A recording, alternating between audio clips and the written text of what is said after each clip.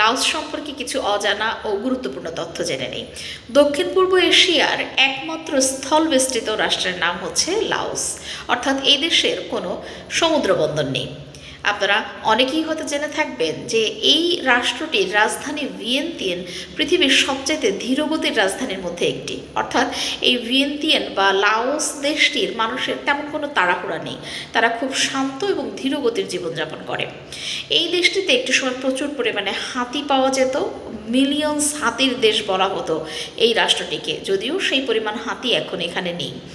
আপনারা হয়তো অনেকেই জেনে থাকবেন যে লাওসের কফি জগৎ বিখ্যাত। এই দেশের কফি ইউরোপের বিভিন্ন দেশগুলোতে এক্সপোর্ট করা হয়ে থাকে। এখানে এখনও বৌদ্ধ ভিক্ষুরা সকালে সকল ঘরে খাবার চেয়ে খেয়ে থাকেন, যেটি তাদের একটি সংস্কৃতি। আপনারা হয়তো অনেকেই জানবেন যে লাওস এমন একটি রাষ্ট্র যেখানে মেকং নামে একটি নদী রয়েছে।